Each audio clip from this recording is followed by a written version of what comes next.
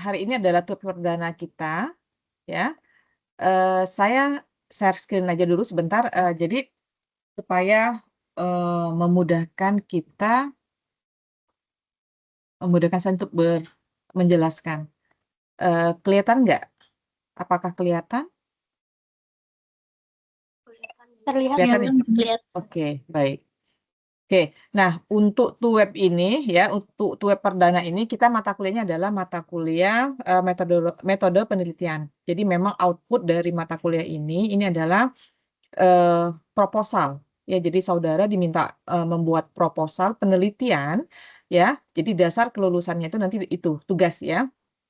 Jadi ada 4 kali TUEP dan 4 kali tugas. Ya, jadi saya baginya untuk TUEP pertama ini saya akan jelaskan mengenai latar belakang. Ya, jadi memang untuk sesi 2 ya, target kita adalah menjelaskan tugas 1 yang nanti saudara akan upload ya. Kemudian nanti dari tugas tersebut saya akan komentari kalau misalnya ada hal-hal yang perlu ditambahkan.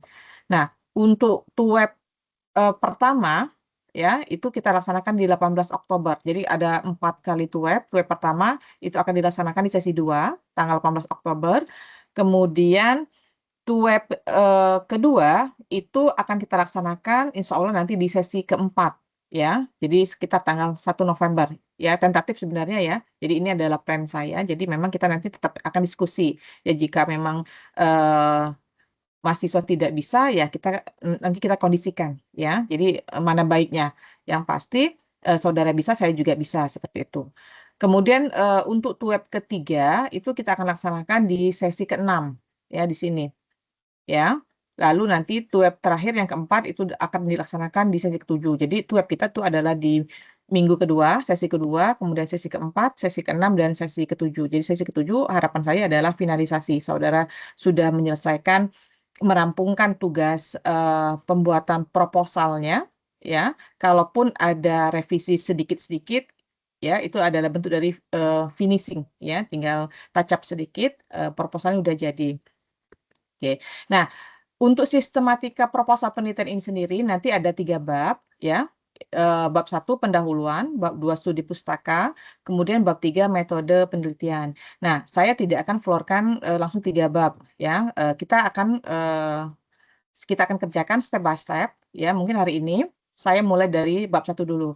Apa saja yang ada di bab 1 ya, apa saja yang harus saudara tulis di bab 1, kemudian apa saja nanti di bab 2 dan bab 3-nya itu mungkin di sesi TUEP berikutnya ya, biar tidak terlalu banyak beban yang bisa saudara kerjakan. Ya maksud saya bertahap ya. Jadi saudara juga enak untuk mengerjakan bagian-bagian dari tugas tersebut ya. Oke, nah sekarang hari ini kita akan bahas apa saja isi dari bab 1 ya. Bab 1 itu adalah pendahuluan. Jadi kalau misalnya dilihat ya, pendahuluan itu ada 4 bagian ya. Kita akan bahas latar belakang ya. Jadi latar belakang kenapa atau alasan ya kenapa penelitian ini penting untuk dilakukan ya. Kemudian rumusan masalahnya apa? Yang jadi kendala tuh apa? Kira-kira apa yang mau saudara question mark, pertanyaan besarnya dari tujuan dari riset ini apa sih? Ya. Kemudian ketika saudara melakukan penelitian ini tujuannya apa? Ya. Kemudian manfaat penelitiannya itu apa? Ya. Jadi untuk bab latar belakang ya atau bab pendahuluan ya, 4 poin besar ini yang harusnya ada nanti dalam eee, pendahuluan di riset yang saudara tulis. Oke, kita bahas satu-satu ya. Latar belakang itu apa, rumusan masalah isinya apa, tujuan penelitian itu apa, kemudian manfaat penelitian itu apa saja, ya. Oke, nah untuk latar belakang penelitian sendiri ya, jadi secara umum yang namanya latar belakang itu adalah gambaran, ya. Gambaran umum tentang topik penelitian secara luas dan menjelaskan urgensi topik yang diangkat sehingga perlu dilakukannya penelitian ini. Ya, jadi biasanya latar belakang itu berisi topik umum dulu ya. Jadi kalau misalnya kita bicara tentang suatu topik, fenomena umumnya apa? Apa yang terjadi di masyarakat? Apa yang terjadi di sekitar kita? Nah, ketika itu terjadi, efeknya apa? Ya, jadi kita identifikasi dulu masalah yang ada di sekitar itu kita itu apa, ya. Kita bisa menceritakan fakta berdasarkan data yang ada, ya. Jadi memang ketika kita menyajikan latar belakang kita nggak bisa cerita ngalur, ya, versi kita, ya. Jadi ketika kita berbicara, ketika kita bercerita ada landasan, ya. Landasannya apa? Nah, landasannya itu dari sumber referensi yang kita temukan. Misalnya, kondisinya misalnya banyak UMKM yang kolaps pada saat COVID.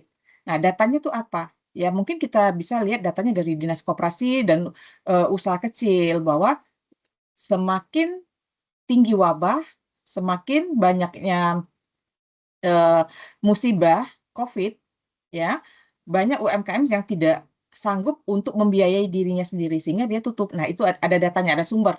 Ya, jadi ketika kita bicara fakta, data, ada sumber referensi. Ya, jadi kita tidak hanya mengandalkan cerita versi kita. Ya, kalaupun versi kita ada yang membackup, ya, ada yang mendukung cerita kita itu. Ya, itu seperti itu. Ya. Nah, dari fakta yang ada di lapangan, efeknya apa? Pengaruhnya apa? Ya, kalau misalnya tidak diatasi, ya, nanti poin ujungnya, ya, pengaruhnya kemana? Ya, apakah ketika UMKM banyak yang kolaps, itu akan berpengaruh misalnya, ya, pada pertumbuhan ekonomi di suatu daerah seperti itu. Oke, itu ya. Nah, kesenjangan-kesenjangan ini itu harus muncul dalam latar belakang, ya, sehingga itu memunculkan bahwa oh, penelitian ini penting untuk dilakukan. Kenapa? Karena ketika UMKM banyak yang tutup, itu akan berpengaruh pada pertumbuhan ekonomi di suatu daerah seperti itu. Ya, nah itu ya. Jadi umumnya latar belakang itu bicaranya dari umum ke khusus, ya, umum dulu ke khusus mengerucut, ya. Jadi dalam latar belakang itu mungkin ada sekitar 4 atau 5 paragraf, ya, di mana masing-masing paragraf itu saling berkaitan, tapi eh, inti yang akan dibicarakan itu semakin mengerucut, ya. Oke, ini poin pertama, ya. Kemudian berdasarkan peristiwa yang ada, yang sudah kita ceritakan, ya, dari latar belakang, sehingga itu menjadi suatu hal yang penting untuk mengangkat topik yang akan kita buat atau topik yang akan kita teliti ini, maka yang muncul adalah masalahnya apa, ya. Nah, umumnya masalah itu merupakan suatu pernyataan yang jelas dan spesifik terkait dengan masalah yang diteliti dalam rumusan masalah. Jadi masalah ini merupakan fokus penelitian, ya. Hal yang paling gampang adalah masalah umumnya dibuat dalam bentuk pertanyaan umum, ya. Bisa kata kata tanya what, where, when, who, why, how. Pilih salah satu bisa, ya. Nah, misalnya kita mau buat pertanyaan nih, eh, bagaimana pengaruh, misal kita uji pengaruh ya, misal uji pengaruh ya, bagaimana pengaruh COVID-19 terhadap pertumbuhan UMKM. Atau misalnya kita mau datanya jangan uji pengaruh deh, ya. Kita mau tahu nih misalnya faktor-faktor apa saja yang mempengaruhi tingkat pertumbuhan UMKM itu lemah. Atau misalnya faktor-faktor apa saja yang mempengaruhi tingkat pendapatan UMKM itu semakin menurun, ya. Oke, itu contoh ya, contoh dari satu statement dari rumusan masalah. Nah, jadi rumusan masalah ini ya biasanya dia eh, menjadi apa ya, icon ya dari topik yang kita angkat, ya, seperti itu. Atau misalnya kita pertanyaannya how, bagaimana suatu kondisi COVID-19 bisa mempengaruhi tingkat pertumbuhan ekonomi suatu daerah. Misal, ini contoh. Ya, jadi itu contoh rumusan masalah. Jadi rumusan masalah adalah suatu statement, ya, yang mewakili, ya, kira-kira apa yang akan kita lakukan di bab 4-nya nanti. Seperti itu. Oke, poin kedua rumusan masalah. Kemudian poin ketiga yang akan ada di pendahuluan itu adalah tujuan penelitian. Ya, tujuan penelitian itu berkaitan erat, sangat berkaitan erat dengan rumusan masalah. Jadi kalau misalnya rumusan masalahnya misalnya bagaimana pengaruh variabel X terhadap Y, bagaimana pengaruh tingkat pendapatan atau tingkat pendapatan penduduk terhadap pertumbuhan, maka rumusan tujuan penelitiannya adalah kita akan menjawab rumusan masalah tadi. Jadi tujuan kita melakukan penelitian adalah untuk mengetahui tingkat pertumbuhan pendapatan di suatu daerah, misalnya seperti itu. Ya, jadi memang pemilihan kata-kata yang sangat sering digunakan ketika menulis suatu tujuan penelitian adalah ini, ya, untuk mengetahui, misalnya untuk menjelaskan atau untuk mendeskripsikan atau untuk menggambarkan, ya. Jadi ini adalah pilihan kata-kata kerja yang sering kali digunakan untuk menggambarkan tujuan penelitian dalam suatu riset itu, ya. Nah, eh, seperti itu. Jadi ada 3 poin. Kemudian poin yang terakhir dari bab pendahuluan itu adalah manfaat penelitian. Ya, jadi manfaat penelitian itu artinya apa? Kira-kira setelah kita melakukan penelitian nih, apa yang kita akan peroleh? Ya, di beberapa penelitian manfaat itu dikelompokkannya menjadi 2. Ya, ada yang secara teoritis ataupun secara praktis. Jadi kalau teoritis itu misalnya seperti ini, eh, penelitian ini dilakukan untuk memenuhi salah satu kewajiban mata kuliah metodologi penelitian. Itu ya, contohnya. Ya, atau misalnya kalau manfaat praktiknya misalnya untuk memenuhi apa istilahnya? Untuk kalau praktek itu bisa kita sendiri, ya, tujuan manfaat yang akan kita peroleh itu apa? Ya, misalnya untuk mempraktekkan apa misalnya, ya, atau misalnya bagi pemerintah, bagi masyarakat sekitar, bagi lembaga seperti itu. Ya, jadi secara praktek ketika kita melakukan riset ini, siapa yang akan memperoleh manfaatnya selain kita, ya, selain kita mungkin ada masyarakat sekitarnya atau pemerintah, ya, tergantung, ya, kira-kira siapa yang akan memperoleh dampak dari riset kita ini, ya.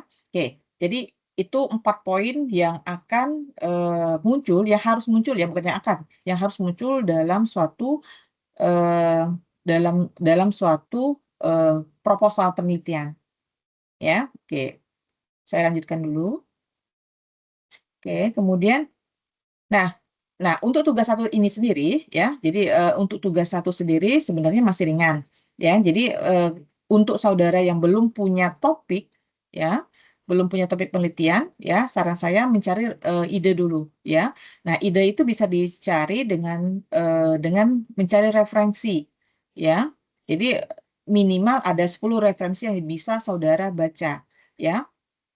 Jadi 10 referensi ini bisa semuanya jurnal. Atau misalnya kalau di mix, misalnya 5 jurnal, 5 buku, boleh. Ya, artinya idenya dulu harus muncul. Ya, nah nanti kalau misalnya saudara mahasiswa sudah punya topik, kita akan diskusi setelah ini. Ya, mana bagusnya.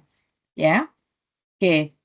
Nah, kemudian kita akan buat kerangka penulisan proposal penelitiannya. Sebenarnya kerangka besarnya yang sudah seperti yang saya sudah sebutkan tadi. Jadi ada pendahuluan, ya, kemudian ada tinjauan pustaka, kemudian ada metode penelitian, ya.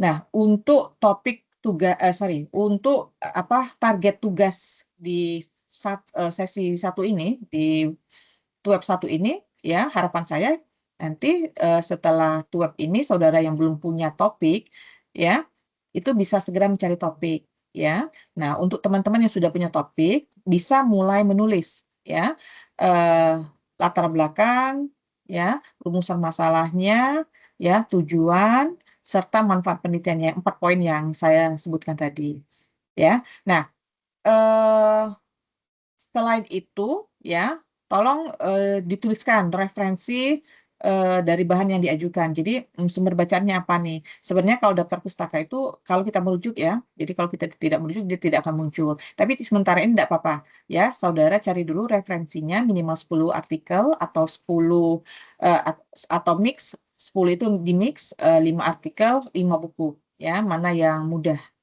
ya. Oke, jadi nanti tugasnya silahkan saudara unggah nanti pada eh, laman tugas 1, ya. Jadi adanya di aktivitas belajar 3, ya. Oke, nah untuk ketentuan umum proposal ya, jadi bentuknya itu bab ya, seperti yang saya bilang tadi. Sebenarnya tergantung selingkung ya, tapi supaya gampang saya baginya jadi bab sekarang ya. Nanti pada kenyataannya tergantung dari apa ya istilahnya ya, masing-masing lembaga itu formatnya beda-beda ya, tergantung selingkungnya masing-masing ya. Nah, untuk jenis hurufnya sendiri, untuk penulisan proposal kita menggunakan jenis huruf Times New Roman, ya. Kita menggunakan Times New Roman, ukurannya 12 pt, ya. Ukuran kertas yang kita gunakan adalah 4, jadi ini template ya, jadi kita harus ikuti, ya. Nah, untuk nomor halaman sendiri itu adanya di pojok kanan atas, ya. Spasi yang digunakan adalah 1,5, ya. Kemudian untuk paragraf, untuk penulisan dia justify, artinya kiri kanannya lurus, tapi untuk paragraf baru dia menjorok ke dalam, ya, kira-kira 1 cm, ya. Kemudian margin kita pakai adalah top, button, right, left-nya itu adalah 2,5 cm atau 1 inci, ya. Oke. Nah, kemudian kalau memang dalam tulisan saudara itu ada gambar, ada tabel, ya, maka gambar dan tabel itu harus diberi judul, ya. Judulnya itu di atas, ya, posisinya di atas, ya. Nanti saya kasih lihat contoh penulisannya, ya. Dan tabel maupun gambar itu harus bernomor urut, ya, seperti itu. Nah, untuk daftar pustakanya sendiri nanti referensinya itu minimal 10, ya, 10 referensi minimal ini ya, artinya semakin banyak itu akan semakin bagus, ya. Nah, referensi yang digunakan itu adalah terbitan 10 tahun terakhir. Jadi kalau kita nulisnya di 2025, berarti cut off-nya tahun tertuanya itu adalah 2015. Ya, jadi usahakan itu tahunnya yang paling baru. Karena kenapa? Semakin baru bacaan kita, artinya informasi yang kita sajikan itu semakin update, ya, semakin baru. Ya, jadi penelitian itu kalau dia baru itu yang paling bagus, ya. Karena kalau dia sudah lama artinya tidak update lagi. Apa istilahnya apa ya? Topiknya itu udah basi, ya. Tapi tidak apa-apa untuk tahap belajar kita coba, ya, kita coba karena memang kebutuhannya saudara adalah membuat draft usulan penelitian atau proposal penelitian, ya. Kita masih dalam tahap belajar. Oke, nah ini adalah contoh cover halaman covernya. Ini saya tempat screenshot dari PDF yang disajikan di e-learning, ya. Jadi ada judul proposal di atas, kemudian nama apa proposal kata-kata proposal di atas, kemudian judul proposalnya. Jadi ini adalah proposal ini disusun sebagai salah satu syarat untuk menempuh mata kuliah metode penelitian, ya, karena saudara di bidang sosial, ya, atau nggak usah pakai sosial deh, ya, karena ini saya nggak bisa ubah sosialnya dibuang. Jadi cukup kata-kata disusun sebagai salah satu syarat untuk menempuh mata kuliah metode penelitian. Kemudian logo lembaga, lalu nama mahasiswa di mahasiswa. Ya, nah tergantung prodi saudara, apakah prodi manajemen atau akuntansi, silahkan menyesuaikan. Kemudian universitas terbuka, ya, dan seterusnya. Ya, ini untuk cover. Kemudian ini adalah contoh penomoran untuk tabel, ya, yang saya jelaskan tadi. Jadi posisi tabel, di atas tabel itu ada judulnya italik, ya, ditulis cetak miring, kemudian ada nomor tabel, ya. Jadi nomor tabel ini terdiri dari 2 angka, ya. Angka yang pertama itu menunjukkan posisi bab. Jadi kalau misalnya tabelnya berada di bab 1, berarti angka pertamanya 1, ya. Kemudian angka yang kedua itu menunjukkan nomor urut tabelnya. Jadi kalau misalnya tabel ini adanya di bab 1, kemudian nomor urut tabel di bab 1 itu yang ketiga, berarti ini adalah 1.3. Kalau misalnya tabel ini adanya di bab 1, namun di nomor urut kedua maka ditulis 1.2 dan seterusnya seperti itu. Sama. Begitu juga dengan gambar, ya. Jadi tabel dan gambar itu harus memiliki judul, ya. Jadi kalau gambar sama seperti tabel tadi, ya, nomor urut pertama itu menunjukkan posisi dari babnya, kemudian nomor urut kedua itu menunjukkan posisi urutan gambar itu di dalam bab, seperti itu. Dan tabel maupun gambar itu harus ada sumbernya di sini di bawah. Ya, sumber titik dua, dari mana saudara ambil itu. Kalau misalnya tabel atau grafik, gambarnya bisa dalam bentuk grafik ya, itu saudara buat sendiri, buat aja. Data dalam kurung diolah tahun kapan. Data buka kurung diolah, koma, misalnya tahunnya tahun 2025. Boleh. Ya. Kalau misalnya data itu data olahan. Tapi kalau misalnya data itu saudara dapat dari internet, ya, sebutkan websitenya dari mana. Misalnya data BPKP, 2025. Ya, jadi kita mesti fair ya. Jadi kalau memang mengutip, kita harus jelaskan, kita harus sebutkan sumber kutipannya. Ya, oke. Mungkin ini sedikit pengantar untuk bab, sedikit pengantar untuk web. Yang lain gimana? Ada pertanyaan? Ada yang sudah punya judul penelitian? Ada yang sudah punya judul penelitian? Selamat malam, Bu. Ya, selamat malam. Gimana? Izin, Bu. Ya. Perkenalkan, saya Denis. Maaf, Bu. Untuk judul penelitian, saya baru kepikiran itu. Jadi kan saya bekerja di kementerian ya, Bu. Nah, di kementerian ini tuh belakangan ini ada suatu sistem baru terkait dengan pelaporan akuntansi. Jadi tuh saya pengen lihat terkait efektivitas dan efisiensi penerapan sistem informasi akuntansi di Kementerian Investasi dan Hilirisasi atau BKPM, Bu. Jadi dulu kan kementerian saya itu pakainya gimana ya? Bisa dibilang pakai manual, pakai Excel, pakai apa segala macam. Kemudian di tahun ini, terutama di laporan keuangan triwulan 3 tahun ini tuh sudah mulai menggunakan web, berbasis web. Nah, jadi saya itu pengen lihat seberapa efektif dan efisiensi dengan adanya dengan adanya sistem baru ini terhadap pelaporan keuangannya gitu, Bu. Menurut Ibu, mohon arahannya, Bu. Boleh ya. Jadi itu lebih ke datanya data kualitatif kalau menurut saya. Jadi Denis, tentukan dulu indikator bahwa dikatakan efektif, dikatakan efisien itu seperti apa. Ya, misalnya kita yang harus bisa mengukur dulu. Ya, dulu misalnya efektif itu kan berarti dari sisi waktu ya, gitu nggak? Iya, Bu. Oke. Benar. Kalau dulu sebelum menggunakan aplikasi, laporan keuangan itu selesainya berapa hari? Bisa berbulan-bulan kan ya? Oke. Iya, Bu. Nah, setelah bermigrasi menggunakan aplikasi, ternyata lebih efektif ya. Artinya yang tadinya dikerjakan 30 hari, sekarang mungkin 1 minggu selesai.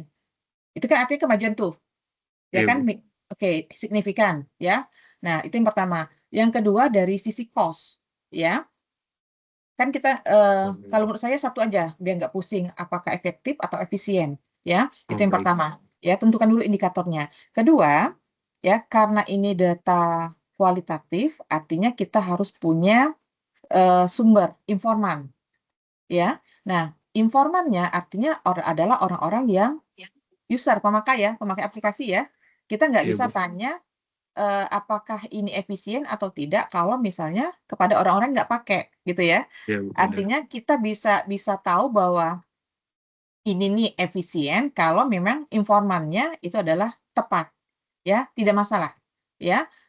Artinya datanya murni kualitatif ya, tidak apa-apa ya, silakan saja ya, silakan saja ya kalau memang memungkinkan ya, itu ya.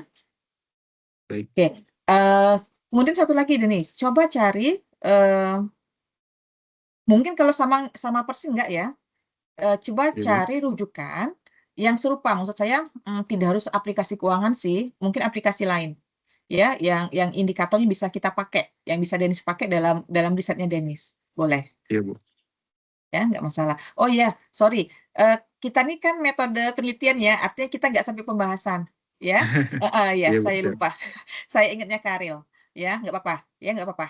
Ya silakan saja, ya. Baik, Bu. Oke, silakan dilanjutkan. Yang lain gimana? Ada yang mau didiskusikan? Terima kasih banyak ya, Bu. Ya, sama-sama. Yang lain? Ada yang sudah punya judul?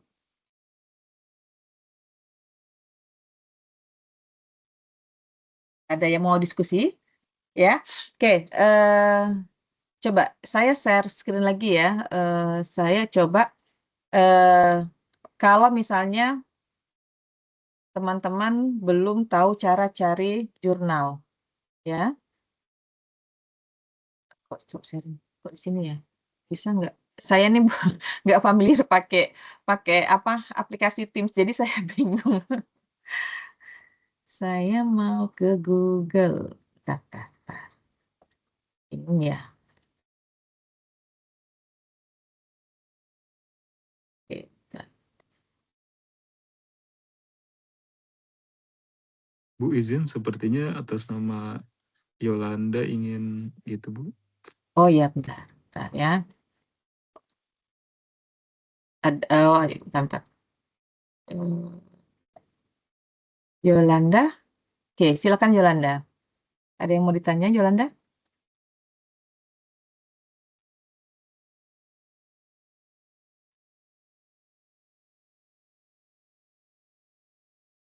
Suaranya nggak terdengar, Yolanda.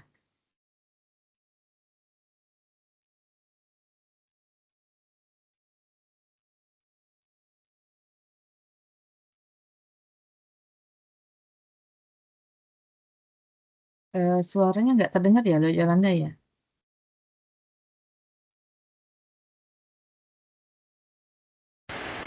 Nah, oke. Kedengaran Bu?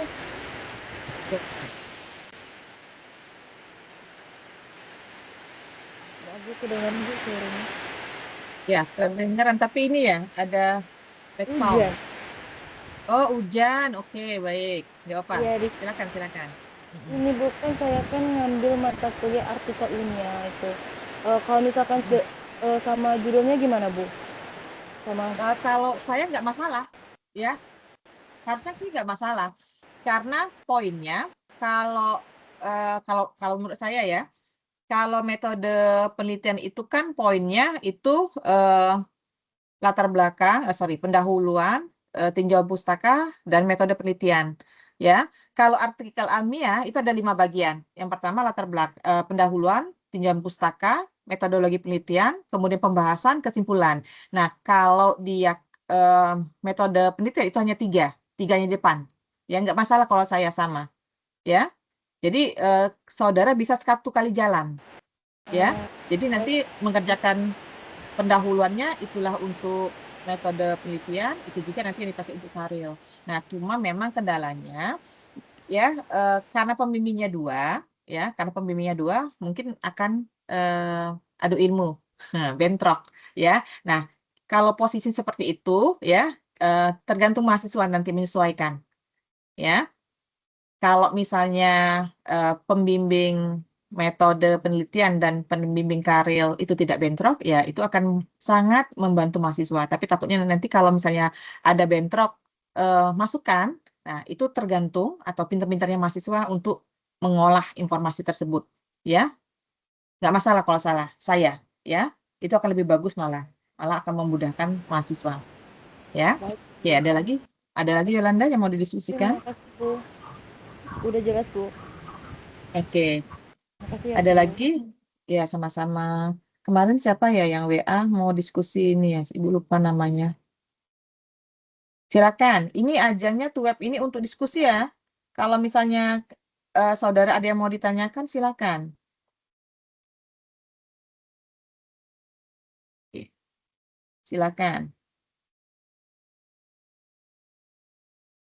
Melisa? Melisa ada yang mau didiskusikan, Melisa? Kemarin Melisa chat Ibu mau konsultasikan ya. Silakan kalau misalnya ada yang mau didiskusikan.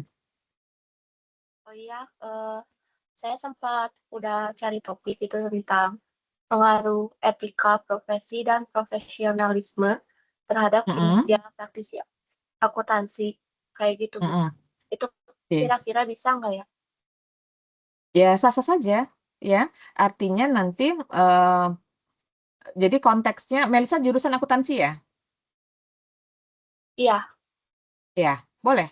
Boleh. Ya, artinya kalau pengaruh etika profesi terhadap profesionalisme jurusan apa tadi? Etika profesi terhadap. Oke, artinya kalau seperti itu datanya data primer ya, nggak masalah. Ya.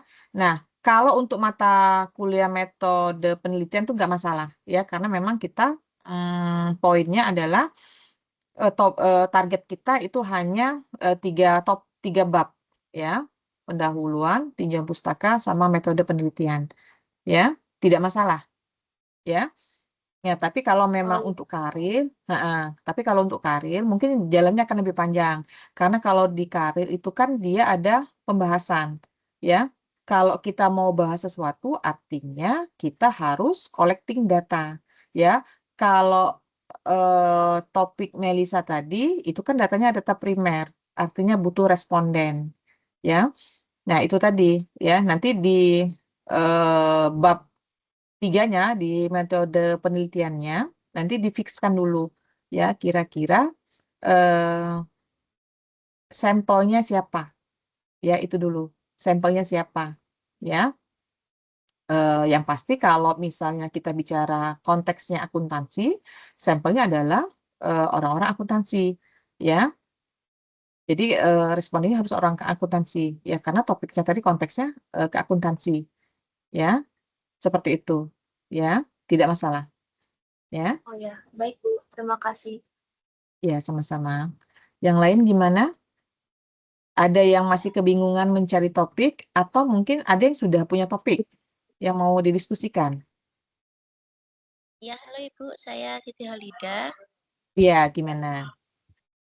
Iya, topik saya berencana itu pengaruh penerapan sistem Cortex terhadap efisiensi pelaporan pajak dari perspektif akuntansi. Mm-mm. Boleh, boleh. Eh, boleh, nggak masalah. Ya, artinya datanya data primer. Ya, sama seperti Melisa tadi. Ya, kalau lihat dari judulnya, itu adalah data primer. Ya, kalau untuk mata kuliah metode penelitian ya karena dia hanya sampai dengan metode ya artinya nggak masuk pembahasan ya nggak masalah ya tapi kalau misalnya untuk karir mungkin takutnya nanti nggak cukup waktunya nak ya kan karena kalau misalnya karir kamu Siti Holida ikut karir nggak Iya, ikut ya belum, masih belum oke belum. oke nggak apa nggak apa ya bagus. Bukan maksud saya gini karena kalau misalnya judul itu dipakai untuk karir takutnya nanti waktunya nggak cukup judulnya bagus topiknya bagus ya tapi takutnya waktunya yang nggak cukup ya karena kalau data primer itu kan kita mesti nyebar kuesioner ya daftar pertanyaan kita mesti sebar diisi kemudian datanya harus ditabulasi sudah ditabulasi kita harus uji analisis pakai alat uji statistik seperti itu ya karena kan kalau eh, kalian tuh kan dibatasi ya cuma 8 minggu ya oke lah sampai dengan ditambah paling nggak sampai 10 sampai 12 minggu takutnya nggak cukup ya tapi bagus nggak apa-apa ya silakan aja ya. Saran saya cari dulu apa artikel atau tulisan serupa yang membahas Cortex ya itu bisa dijadikan sumber referensi ya seperti itu nggak masalah ya good idea. Sebentar Ibu, kalau maksudnya yang data primer ini seperti data kuantitatif apa seperti itu ya? Oke, kalau misalnya jadi ketika kita memulai riset itu ya kita sumber datanya itu bisa sekunder, bisa primer. Kalau datanya data sekunder ya artinya kita menggunakan laporan-laporan yang sudah ada ya. Misalnya tadi saya sudah share contoh dua contoh ini ya, dua contoh apa jurnal ya. Nah, data-data keuangan, data-data yang diambil dari laporan keuangan itu adalah contoh-contoh data yang sekunder ya. Nah, tapi kalau data primer ya sumbernya itu adalah orang. Ya, jadi kita harus punya orang atau responden, istilah risetnya responden yang mau isi kuesioner kita. Cortex itu kan berarti aplikasi ya? Iya, aplikasi. Iya, artinya tujuan kita kan respondennya, sampelnya adalah orang. Ya kan, pengguna kan ya, user ya. Betul? Ya, iya, Nah, betul Ibu. sama seperti Denis tadi. Ya, jadi kalau Denis tadi kalau satu tempat ya artinya informannya mungkin hanya beberapa. Tapi kalau cortex itu kan umum tuh. Ya, artinya respondennya itu akan banyak ya. Ya, mungkin UMKM ya, perusahaan ya, OP ya. UMKM, iya, bisa Iya. bisa OP, IP. Ya, bisa WP ya. Heeh. Nah, artinya respondennya itu pengguna usernya ya. Jadi kalau data sekunder itu datanya dalam bentuk dokumentasi, laporan ya. Tapi kalau datanya kita ambil langsung dari informan itu data primer jatuhnya. Tapi nggak apa-apa, nggak masalah. Judulnya bagus ya. Judulnya juga update Ya, ya. Sekarang kan lagi booming tuh Cortex ya. ya baik Ibu. Oh, Iya. ya baik Oke, Ibu, terima kasih. sama-sama. Yang lain gimana? Ada yang mau didiskusikan? Ya, belum sampai 1 jam kita. Kalau misalnya ada yang mau dibahas, monggo silakan. Ya kan daripada mikir sendiri, ya. Referensinya bisa cari ya, coba. Hmm,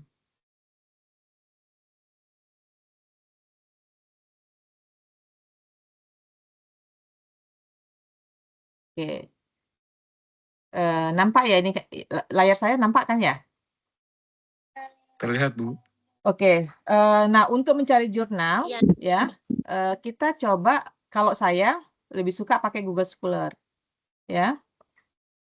Tapi kalau misalnya saudara punya langganan jurnal sendiri, monggo silahkan, ya. Oke, tadi punyanya Siti Cortex ya, Cortex. Oke, ya, banyak sekali jurnal tentang Cortex, ya. Ini bisa dipakai. Nah, tapi ini memang coba kita cari yang in Indonesia.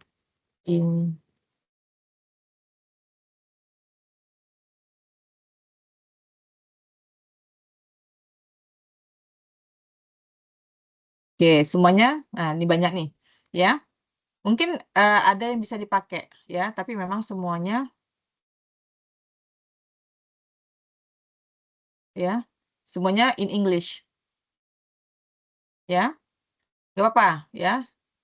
Nah, ini jurnal Scopus semua nih. Referensinya internasional semua ini. Ya, reputasinya internasional. Bisa dipakai ini. Ya, tinggal disesuaikan nanti. Mana yang sesuai dengan topiknya Siti, mana yang enggak. Ya, silakan dipilah-pilih nanti. Ya, cari di Google Scholar. baik. Ya. Jadi nggak susah kok nyari jurnal 10 itu. Ya, cari aja di Google Scholar. Masukkan kata kuncinya. Ya. Ya baik Ibu. Ya.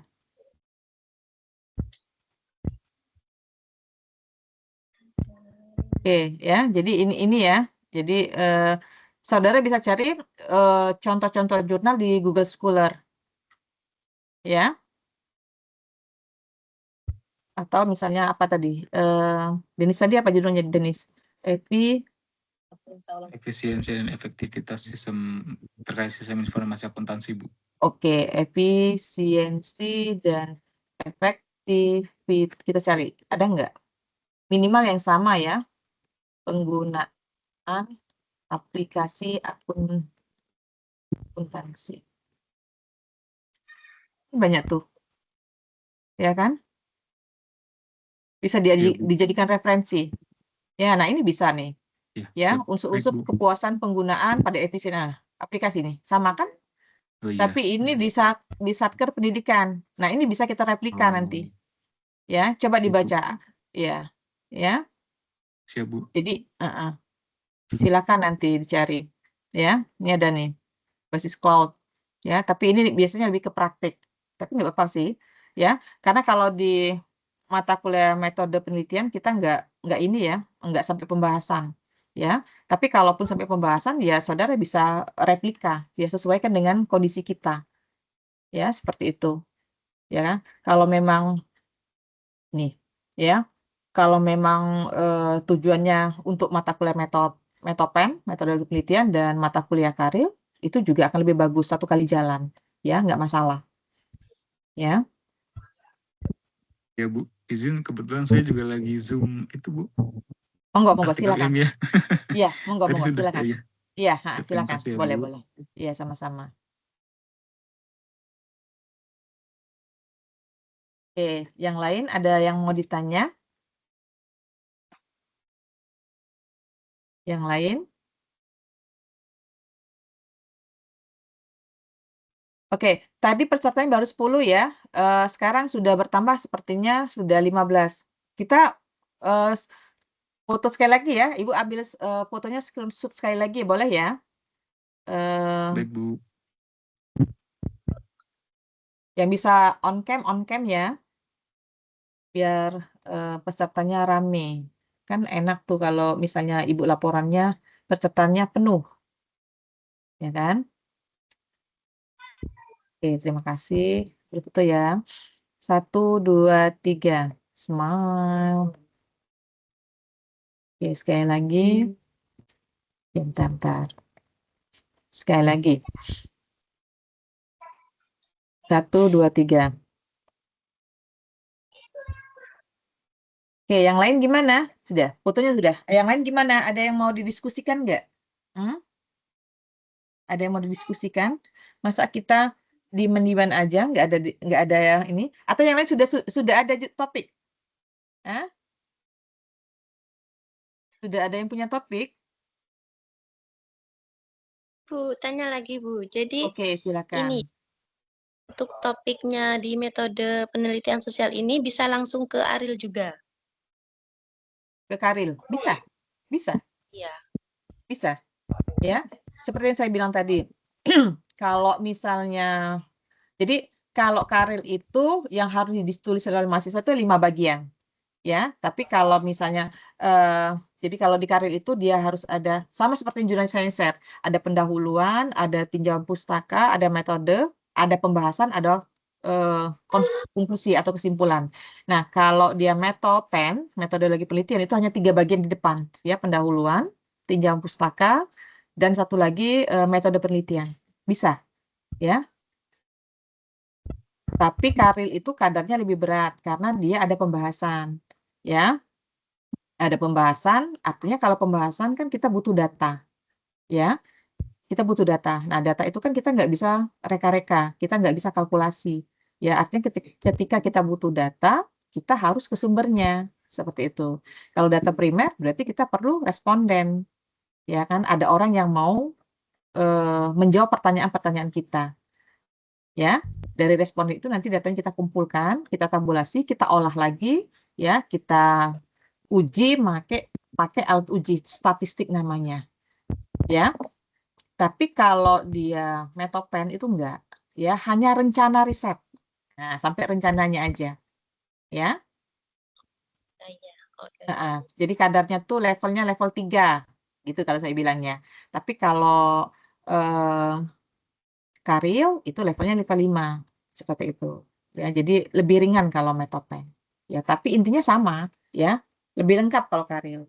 Ya, jadi yang kita pakai di metopen itu bisa kita tambahi bab 4, bab 5-nya itu akan jadi Karil, karya ilmiah. Seperti itu, ya. Ya, Ibu. Iya. Ini Bu, kan saya Iya. kan Cortex ini baru jalan di tahun 2025 ini.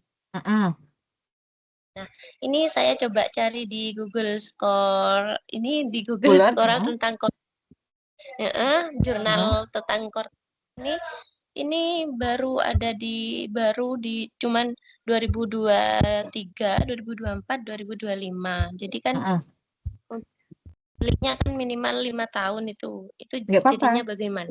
Nggak masalah. Ya kan, 5 tahun itu maksudnya 10 tahun ya. Jadi maksudnya tuh tahun terbitnya. Ya, maksudnya kalau misalnya kita mau rujukan, itu paling tua 2015. ya. Tapi kalau misalnya rujukan kita semuanya di 2020 ke atas malah lebih bagus, ya. Semakin baru semakin bagus. Seperti itu nggak apa-apa, nggak masalah, ya. Jadi kan kalau adanya di 2023, 2024, 2025 nggak apa-apa lebih bagus, artinya lebih update, ya. Karena memang kan Cortex itu kan boomingnya di 2025, ya. Iya, Oke, nggak apa-apa, nggak masalah, ya. Jadi iya, disetting iya, dulu iya. nanti judulnya apa, ya. Disetting dulu judulnya apa, ya. Coba dibuatkan apa istilahnya pengantar latar belakangnya apa, ya. Bisa mulai dari kenapa Cortex itu dipakai, ya kan? Kenapa Cortex itu dipakai, ya. Kedua, kondisi sekarang Cortex itu sudah dijalankan atau belum, ya. Karena kan pasti ada pro and kontra, ya. Ada pihak yang approve, menyetujui, ya, bahwa Cortex itu dimanfaatkan dan itu sangat bermanfaat. Tapi ada juga sebagian pihak yang malah menyatakan bahwa penggunaan Cortex itu akan memberatkan. Ya kan setiap apapun itu ya pasti ada pro dan kontra. Pasti ada yang mendukung, ada yang malah menolak. Ya, nah itu yang diceritakan. Ya, sumbernya boleh nanti coba cari searching di internet, ya, atau misalnya dari apa ya istilahnya, apa istilahnya websitenya pajak tentang Cortex boleh, nggak masalah, ya. Kita cerita aja di Iya, situ, ya. oh iya, iya, Heeh, iya, baik Ibu. Iya, heeh. terima kasih Ibu. Ya sama-sama, ya. Yang lain Ya, gimana? Yang lainnya gimana? Ada yang mau dibahas? Oke, saya ambil contoh satu ya. Saya buka jurnal. Oke, jadi untuk yang belum punya plan, ya, nah, saya set dulu. Untuk yang belum punya plan,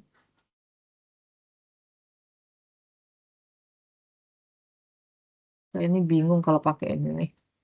Aduh ya Allah, kenapa jadi masuk whiteboardnya apa ya? Oh, gitu aja.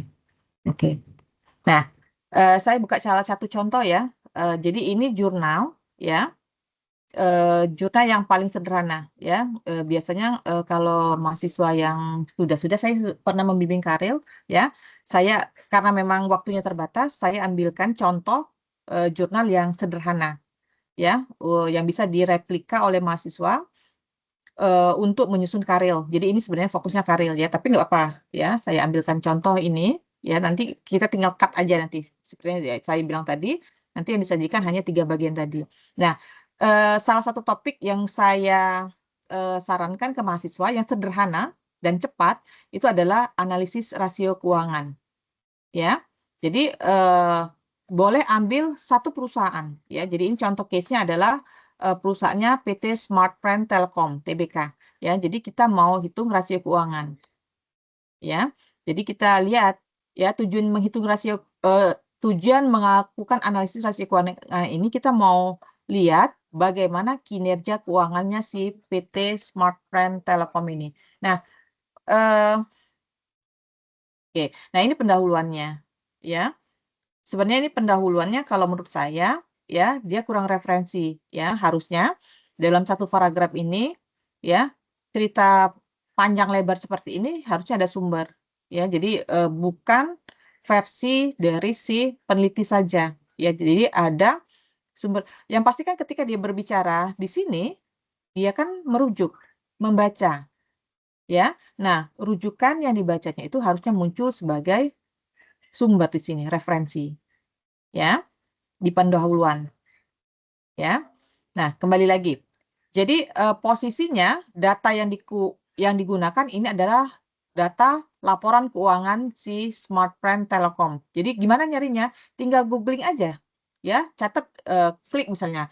Misalnya saudara pengennya laporan keuangan PT Indofood.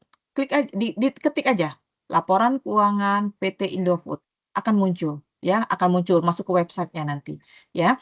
Nah, di sini analisa rasio keuangan yang diukur kita lihat ya. Kita lihat bentar. Mana rumus masalahnya? Nggak kelihatan. Oke. Nah ini, lihat tujuan penelitiannya. Untuk mengukur rasio likuiditas, solvabilitas, dan profitabilitas. Nah ini, ya. Jadi kalau kita lihat.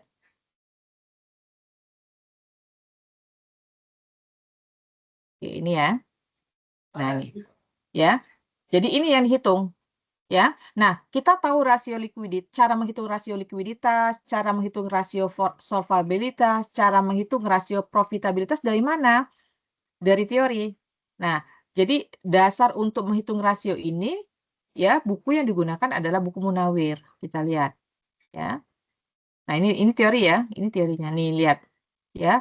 Dia masukkan rasio likuiditas. Definisinya apa? Ya, rasio likuiditas itu dia pakai current ratio. Nah nih. Ya, tinggal hitung.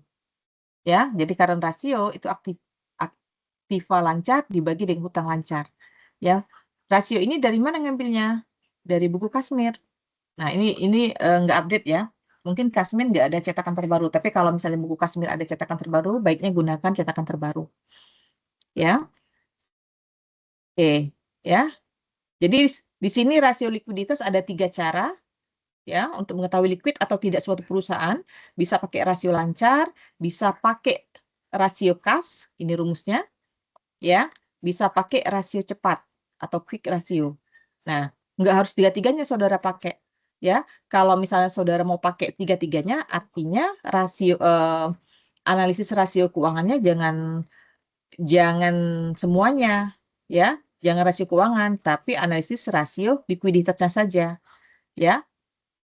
Terserah. Kalau rasio keuangannya tadi kan kalau yang contoh ini dia pakai 3 rasio. Ya, liquid, profit, dan solvabilitas, ya. Tapi kalau misalnya saudara mau pakainya likuiditas saja, tiga-tiganya sekalian saudara pakai, ya. Dari current ratio, cash ratio, dan quick ratio, ya. Jadi kalau kita lihat, oke kita balik lagi nih. Ya, pendahuluannya, ya. Jadi dia cerita global dulu nih. Ya, bagaimana posisi dunia usaha ya secara umum. Ya. Nah, ini mengerucut sampai akhirnya dia menyatakan bahwa ukuran yang sering dipakai untuk mengetahui atau menganalisis kinerja keuangan suatu perusahaan adalah rasio keuangan, dan itu semakin mengerucut. Ya. Baru masuk ke perusahaannya. Ya. Nah, dia sajikan data. Ya. Jadi data laba rugi SmartTrend ya 2007 sampai 2016. Ya, berarti berapa nih? 10 tahun ya? 1, 2, 3, 4, 5, 6, 7, 8, 9. Oke, 10 tahun. Ya. Nah, kalau dilihat memang trennya si SmartTrend ini rugi terus gitu. Ya. Jadi kalau dilihat ini rugi terus. Jadi kondisinya adalah ketika dia rugi, apakah dia mampu bayar utang gitu. Ketika dia rugi terus, bagaimana posisi profitabilitasnya? Berarti kan profitabilitasnya minus gitu. Nah, itu ini ya, itu trennya. Ya, dia sajikan data ini. Ya. Nah, data ini dapat dari mana? Ini ada.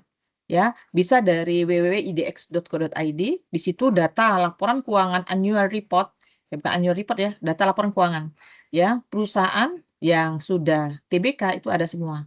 Tinggal saudara tentukan misalnya pengen apa. Ya, tinggal download. Ya. Oke, ini untuk teman-teman yang belum punya ide, ya. Mungkin ini bisa jadikan salah satu alternatif ide untuk membuat proposal penelitian ya untuk mata kuliah Metopen ini, ya. Tapi kalau ada ide yang lain, monggo silakan. Ini hanya salah satu contoh, ya. Oke. Nah, itu bab satunya ya, berarti pendahuluannya. Ya, jadi ini yang kita lihat ini yang kita bahas ini adalah apa istilahnya? Template-nya jurnal, ya. Kalau template-nya proposal penelitian dia pakai bab biasanya, ya. Kemudian bagian keduanya, ya, oke dia nggak tuliskan di sini ya. Bagian keduanya adalah tinjauan pustaka. Jadi di sini karena dia bahas analisis rasio keuangan, ya, dia mulai dari definisi apa itu rasio keuangan, apa itu analisis rasio keuangan, ya. apa keunggulan dan kelemahan rasio keuangan. Ya, kemudian apa pula sih manfaatnya? Kenapa kita perlu melakukan analisis terhadap rasio keuangan? Oke, masih sehubungan dengan topik tadi ya, karena judulnya tadi analisis rasio keuangan. Ya, jadi dia mulai dari bab 2-nya, tujuan pustakanya dia mulai dari definisi, keunggulan dan kelemahan, manfaat, ya, sampai dengan dia masuk ke jenis-jenis rasio keuangan. Kalau kita lihat, jenis rasio keuangan itu banyak sekali. 1 sampai 6. Likuiditas, solvabilitas, profitabilitas, aktivitas, pertumbuhan, penilaian, dan lain-lain. Tapi jurnal ini itu cuma pakai 3 rasio ini. Likuiditas, solvabilitas, dan profitabilitas. Dia nggak pakai rasio aktivitas, dia nggak pakai rasio pertumbuhan, dia nggak pakai rasio penilaian. Bolehkah? Boleh.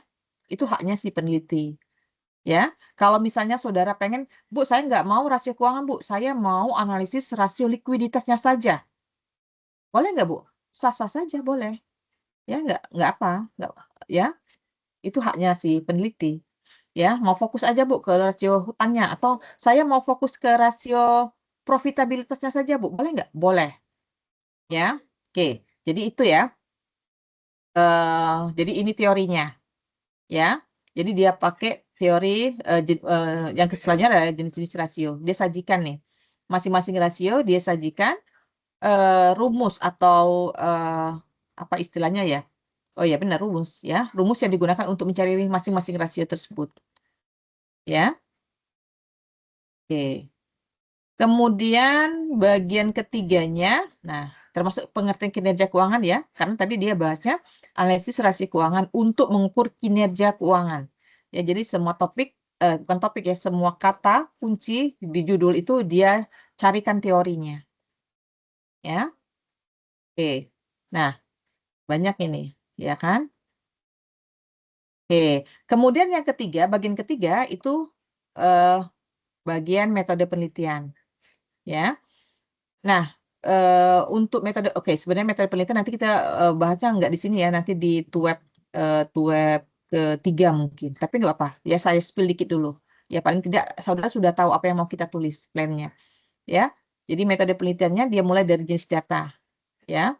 Nah, ini yang saya bilang tadi, data itu ada yang kualitatif, ada yang kuantitatif. Kalau kuantitatif kita bicaranya datanya angka. Ya, jadi di sini data kuantitatif kita gunakan angka-angka dari laporan keuangan. Ya. Oke. Kemudian sumber datanya, ini yang saya bilang tadi. Sumber data digunakan karena dia menggunakan data kuantitatif, artinya sumber datanya sekunder. Ya. Karena laporan karena tadi ya datanya data kuantitatif artinya ya datanya data sekunder ya, jadi data kuantitatif itu dia peroleh dari laporan keuangan PT Smartfren ini ya. Kalau laporan keuangan kan umumnya yang dilihat adalah angka, yang dipotret adalah angka ya, berapa hutangnya, berapa labanya, seperti itu tergantung dari rumus yang dipakainya tadi ya. Oke. Nah, untuk metode pengumpulan datanya mungkin ini bisa dipakai nanti, ya, bisa direplika, ya. Tapi hati-hati dalam meng-copy paste ya, karena memang nanti di bukan web sih, tugas keempat kita ada cek plagiasi, ya. Jadi untuk lulus itu plagiatnya itu maksimal 30%. Ya, jadi kalau misalnya plagiasinya tuh di atas 30%, saudara harus turunkan dulu. Ya, tapi nggak apa-apa. Itu nanti kita bahasnya. Ya, oke. Ya, nah, oke ini udah masuk pembahasan. Ya, di sini sudah pembahasan. Nah, kalau pembahasan ini sudah ranahnya bukan lagi ranahnya metode penelitian. Ya, nah ini sudah pembahasan ini. Ya, kalau pembahasan saya ulangi itu ya ini pembahasan semua ini.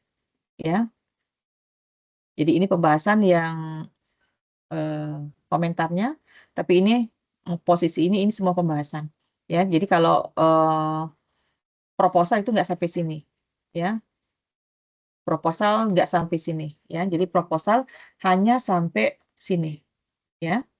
Jadi 3 bagian tadi yang saya bilang tadi, latar belakang, latar belakang, pendahuluan, tinjau pustaka dan metode analisis, ya. Jadi ini contoh. Ya.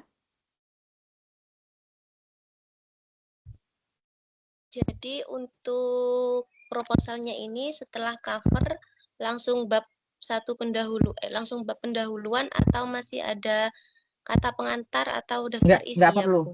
nggak perlu langsung. Iya, nggak Langsung perlu. pendahuluan. Iya, pendahuluan, ya langsung aja bab 1. Ya, bab 1, bab 2, bab 3. Ya, untuk sementara ini target kita itu adalah bab 1 dulu ya untuk tugas 1 ya. Tugas 1, tugas 2 itu targetnya kalau saya ya itu Ya.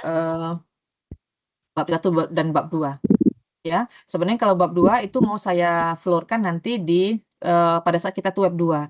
Tapi kalau memang saudara sudah bisa mencicil itu tidak masalah ya. Tidak masalah ya. Karena memang untuk web 1 untuk bab 1 itu lumayan berat ya. Untuk teman-teman yang belum punya ide ya mesti nyari ide dulu, mesti nyari referensi dulu ya, menyusun latar belakang ya. Kalau tujuan manfaat ya rumusan masalah tujuan manfaat itu mungkin lebih sederhana. Tapi kalau pendahuluan itu lumayan ya, karena ada banyak yang mau dibahas di situ ya. Oke, ini contoh ya.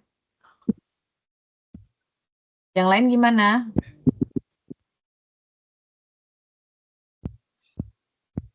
Atau saudara bisa yang datanya kualitatif. Berubah nggak ini layar saya? Berubah, Bu. Berubah ya. Nah, atau misalnya mau coba yang apa istilahnya? Jadi riset itu ada yang empirical research ya, penelitian, ada yang literatur riset.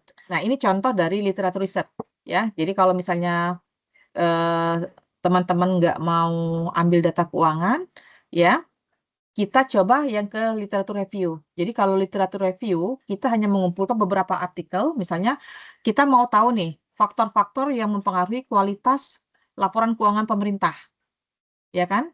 Nah, kita kan faktor itu kan banyak tuh, ya. Nah, kita kumpulkan, ya. Kita masukkan saja kata kuncinya kualitas laporan keuangan pemerintah. Nanti dari riset yang sudah ada, itu akan banyak sekali membahas variabel yang berpengaruh terhadap kualitas laporan keuangan. Nah, dari situ kita tinggal nanti mengintisarikan. Contohnya ini ya. Jadi si Farah Fadila ini dia mau kira-kira kualitas laporan keuangan pemerintah di Indonesia itu apa saja faktor yang mempengaruhinya. Ya, jadi dia mengumpulkan riset-riset yang sudah pernah dilakukan oleh peneliti terkait topik kualitas laporan keuangan pemerintah. Ya. Oke, jadi di sini kalau kita lihat, nah dia hanya mengumpulkan 28 jurnal. Ya, 28 jurnal itu dia kumpulkan dari tahun 2015 sampai dengan 2020. Sumbernya itu Google Scholar. Ya. Sumbernya dari Google Scholar. Ya. Oke. Jadi kalau dia polanya sama, ya. Jadi setiap jurnal itu pasti akan ada pendahuluan, ya. Nah, untuk literatur review ada beberapa tulisan yang menambahkan tinjauan pustaka, tapi ada juga yang tidak. Ya, kalaupun tidak masalah, ya. Jadi posisinya ya dia mencari 28 jurnal tadi dari Google Scholar. Nah, ini plannya, ya. Jadi tahapannya ya dari artikel-artikel yang relevan dia ekstrak. Ya, dia ekstrak artinya dia kumpulkan. Ya, dari artikel-artikel dari setiap artikel itu variabelnya apa saja. Ya. Nanti kelihatan petanya. Mana sih hasil pembahasannya. Nah, dia buat trennya seperti ini. Ya kan? Jadi dari 28 artikel tadi ternyata ada penelitian yang kualitatif, ada yang kuantitatif, ada yang mixed method, ya. Ada yang literatur review. Dia cuma mengelompokkan. Oh, 28 artikel tadi misalnya, ya. Yang penelitian kuantitatif itu ada sekitar berapa nih? 20. Nggak ada ininya ya. Nah, ini nih. Nih. Ya. Dari 28 artikel tadi, ternyata 4 artikel itu jenisnya kuantitatif, penelitian kuantitatif, ya. kemudian kualitatif, mixed method, dan seterusnya, seperti itu. Ya, dia hanya membahas itu, hanya mengelompokkan. Dari situ nanti dia bahas faktor-faktornya. Nah, ini nih. Nah, ya, ternyata dari 28 artikel tersebut, faktor-faktor yang mempengaruhi kualitas laporan keuangan pemerintah itu ada kompetensi SDM, teknologi informasi, akuntabilitas, transparansi, kualitas audit, sistem akuntan, dan seterusnya. Jadi ada 1, 2, 3, 4, 5, 6, 7, 8, ada 9 faktor. Ya, nah informasi ini dia dapatnya dari mana? Informasi ini dapatnya dari 28 artikel tadi. Ya, jadi ini sebenarnya pembahasan ya, ini sudah ranahnya Karil. Ya, ini sudah ranahnya Karil. Ya, jadi tapi nggak apa-apa ya, paling tidak kalau saudara tahu kira-kira poin apa yang harus ada di pembahasan nanti, ya, saudara akan lebih mudah menyusun latar belakangnya, menyusun rumusan masalahnya, tujuan dan manfaatnya itu akan lebih mudah. Ya, saya ulang lagi, kalau mata kuliah Metopen nggak sampai pembahasan. Ya, tapi kalau untuk teman-teman yang mau sekali jalan, ya boleh pakai ini. Ya, kalau saya tipikalnya lebih suka yang on desk evaluation. Nah, kalau saya lebih suka tipikal yang seperti ini. Kalau saya pribadi, ya, karena saya nggak perlu ketemu banyak orang, ya, saya cukup duduk manis di depan komputer, ya, kumpuli dulu jurnal apa saja yang membahas tentang ini, ya, nanti saya plot, saya petakan. Oh, jurnal A faktornya misalnya ada 4, kualitas SDM, sistem informasi, ya, dan apa. Nanti dikelompokkan. Ya, siapa saja yang ada berapa jurnal yang faktornya A, ada berapa jurnal yang faktornya B, cuma seperti itu aja dikumpulkan. Ya, tapi dasar kita tadi ya, dasar kita adalah artikel tadi. Ya, ini maksudnya data sekunder ini. Ya, karena datanya kita ambil bukan dari sumber utama, tapi dari tulisan-tulisan yang sudah pernah ada. Ya, cara nyari jurnalnya gimana? Sama seperti yang tadi di Google Scholar tadi, tinggal masukkan, ya. Atau ya ini kan kualitas laporan keuangan pemerintah. Atau misalnya saudara bisa replikasi nih, nggak usah pemerintah Bu, misalnya kualitas laporan keuangan UMKM, boleh nggak? Boleh, ya. Atau misalnya kualitas laporan keuangan perusahaan, boleh nggak? Boleh, ya. Terserah, ya. Ini contoh yang studi literatur, ya nggak masalah, ya. Karena menurut saya tipikal topik yang seperti ini yang kedua ya. Yang pertama yang analisis laporan keuangan tadi itu yang cepat untuk dikerjakan, ya. Karena saya paham bahwa memang kalian waktunya terbatas, ya. Kalau di apa maksud saya? Kalau di fakultas di universitas lain kan tergantung mahasiswanya ya, bisa 6 bulan, bisa 4 bulan, bisa 3 bulan. Kalau kalian kan batas waktunya cuma 3 bulan kan, 3 bulan produknya harus jadi, ya. Tapi nggak apa-apa, ini pilihan, ya. Ini hanya tawaran, ya. Kalau misalnya saudara belum punya pilihan lain untuk risetnya, ya. Ini bisa dipakai, bisa direplikasi, ya. Jadi makanya saya share di grup, ya, sebagai bahan bacaan, ya. Oke. Ada lagi yang mau ditanya? Ada yang mau didiskusikan? Silakan kalau misalnya waktu masih panjang.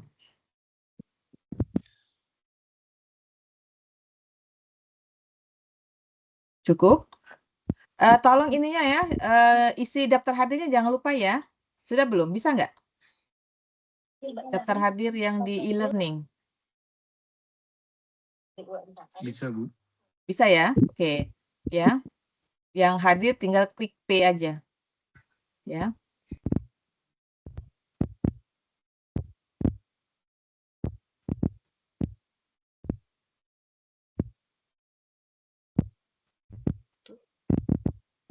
Silakan. Saya tunggu.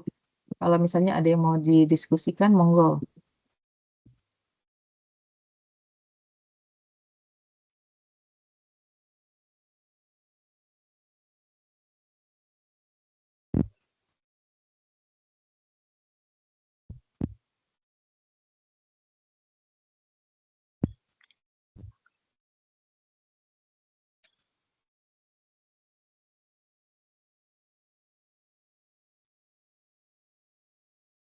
Ini yang baru self recordednya Denny sama Titin. Yang lain belum ya?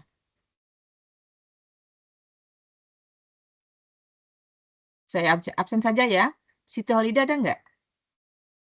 Ada Ibu, ada. Oke. Nia Septiani? Ada nggak? Tidak ada. Sukamto? Ada nggak? Tadi ada rasanya ya. Rahma Nurman Putri ada nggak? Mana orangnya ini? Tidur apa ya? Oke. Saya bantu absennya aja deh ya. Karena ada yang baru Denny sama siapa tadi yang absen. Saya panggil aja deh. Sukamto ada ya. Rahma Nurman Putri ada. Cantika ada nggak Cantika? Ada, Bu. Oke. Yolanda ada tadi ya. Ada, Bu. Feby Herdianti ada nggak? Ada, Bu. Oke. Kiki Kurniawati? Tidak ada. Faiz ada? Faiz Dianda Sofia? Ada, Bu. Oke. Melisa tadi ada. Alivia ada? Ada ya? Ada Bu. Oke. Dwiki Arif? Ada, Bu. Oke. Juwita Devtia?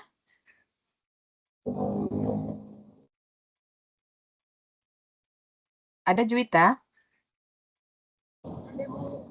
Oke. Yang belum ada suara, Nia Septiani dan Kiki Kurniawati. Ada nggak? Nia Septiani, Kiki Kurniawati. Oke. Oke. Kalau tidak ada pertanyaan lagi, boleh kita tutup? Gimana? Ibu, Iya, gimana? untuk absen di learning itu absen aja atau gimana, Bu? Soalnya nggak bisa tadi, Bu. Udah saya absen. Yolanda kan tadi Oh. ada. Iya. Ada, Bu. Oh, nggak bisa ya. Denis tadi bisa ya, Denis ya? Karena ada self recorded Tadi saya ini. bisa, Bu. Oh, oke. Oh, Iya. coba ya. Oke. Oh, ini ada ya. Berarti yang belum respon ini Kiki Kurniawati. Ada nggak di Zoom? Gak apa, nanti saya cek di ini ya. Tadi kan kita sudah take a picture kan. Nanti saya cek kalau memang di fotonya ada, ya. Nanti saya buat hadir, ya. Oke. Ada lagi yang mau dibahas? Ada lagi? Pak Sukamto gimana Pak? Ada yang mau ditanyakan Pak? Aman?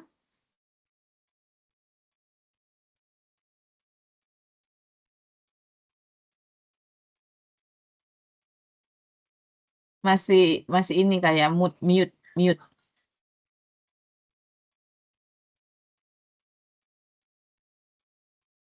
Nggak oh ya.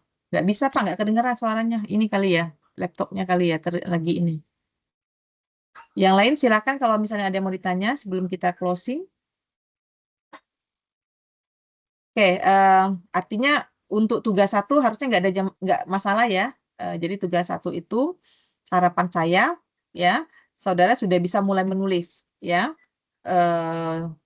Jadi yang bab 1 tadi latar belakangnya apa, rumusan masalahnya apa, tujuannya apa, manfaatnya apa.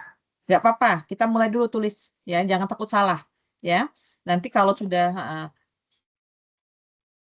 oke, dari UT itu belum ada template-nya Pak, tapi akan saya buatkan nanti ya. Akan saya buatkan template-nya ya, nanti saya share ya. Nah, itu dia kalau covernya saya nggak pegang karena template dan covernya nggak tersedia ya. Tapi nggak apa ya. Yang penting isinya dulu kok ya. Jadi covernya bisa menyusul nanti ya. Tapi saya buatkan dulu nanti template-nya yang untuk bab 1 ya. Sekalian lah saya buatkan nanti bab 1 sampai bab 3 ya. Nanti silakan saudara isi ya, tapi tetap harus dicek sesuai dengan pedoman penulisan laporan tadi, ya. Oke, kalau memang tidak ada lagi yang mau didiskusikan, ya, mungkin saya akhiri tuh Izin webnya. Bu, Tapi kalau nanya ya boleh boleh, sedikit Bu nanya? gimana? Banyak Bu, juga nggak apa-apa. buat nanti misal kami perlu diskusi lebih lanjut, itu sebaiknya langsung kami diskusikan di grup atau chat personal Bu? Oke, Kan kalau di grup kalau jadi datanya informasinya betul. bisa kena ke semua Betul. ya. Ada bagusnya, ada baiknya kita diskusinya di grup ya. Jadi kadang-kadang masalah A itu sama dengan masalah B gitu loh.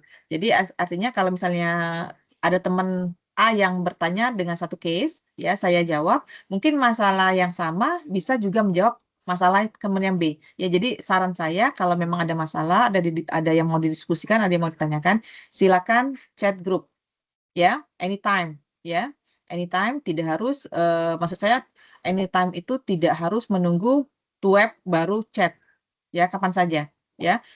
Kalau saya pegang HP ya, insya Allah langsung saya jawab ya. Tapi kadang-kadang kan chat itu kan tenggelam karena terlalu banyak yang chat nggak terbaca seperti yang kemarin ya. Tapi insya Allah nanti setiap chat akan saya respon ya. Jadi kalaupun belum saya respon artinya saya memang nggak baca, bukan nggak mau ya. Jadi kalau saya baca, insya Allah langsung saya respon. Ya, oke, silakan nanti. Baik, terima kasih Bu. Iya, sama-sama. Oke, yang lain masih ada yang mau ditanya? Ini saya rekam, tapi kalau misalnya setelah saya tutup, saya ini kan nggak familiar pakai pakai Teams ya. Saya biasa pakai Zoom, ya. Jadi saya tadi saya rekam, tapi setelah after keluar ini saya nggak tahu apakah nariknya di mana. Tapi saya coba dulu. Kalau memang nanti dapat rekamannya, nanti saya tempel di YouTube, nanti linknya saya share di grup, ya.